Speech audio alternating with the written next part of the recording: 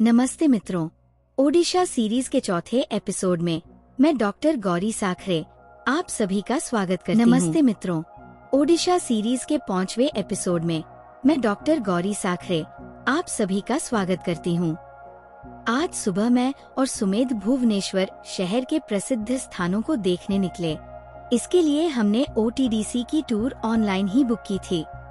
इसके लिए हमने दोनों के मिलाकर 840 रुपए भरे। हम सुबह 8:15 बजे भुवनेश्वर में स्थित OTDC के कार्यालय पहुँचे।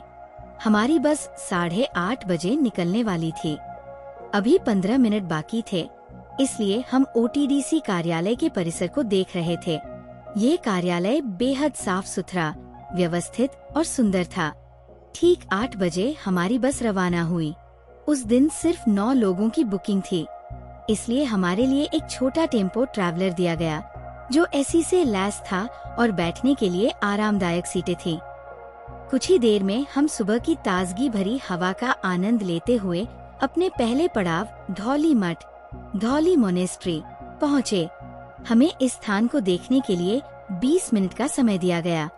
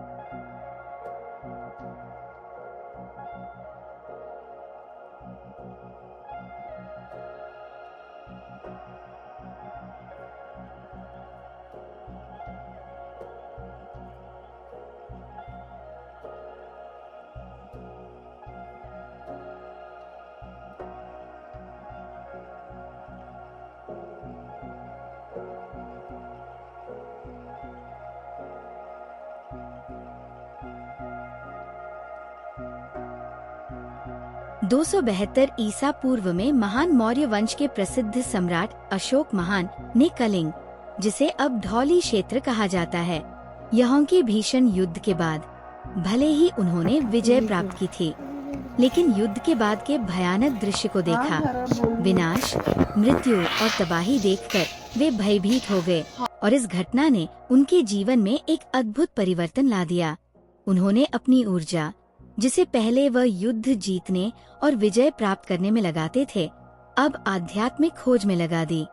वे बौद्ध धर्म के अनुयायी बन गए और बुद्ध के उपदेशों एवं सादगी भरे जीवन को अपनाया।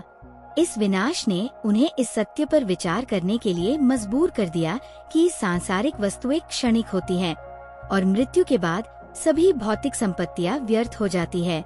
उन्होंने यह भी सोचा कि युद्धों का क्या लाभ है, जो केवल मृत्यु, विनाश और मानवता के लिए दुख लाते हैं। इसका कोई वास्तविक उपयोग या मूल्य नहीं है।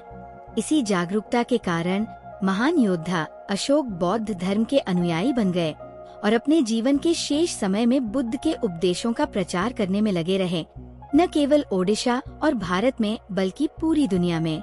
धौली पहाड़ी पर एक चट्टान से उभरते हाथी के सिर और अग्रभाग की नक्काशी अंकित है, जो उस स्थान को दर्शाती है जहां अशोक का हृदय परिवर्तन हुआ था।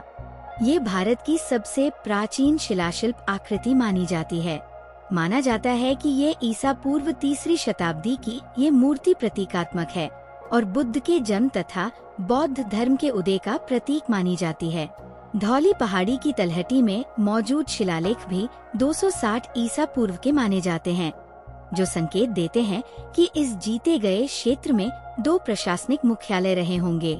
इन शिलालेखों में सम्राट अशोक ने अपने प्रशासकों को ये निर्देश दिया था कि वे अपनी प्रजा पर किस तरह शासन करें। उन्होंने कहा, तुम हजारों जीवों के उत्तरदायी हो।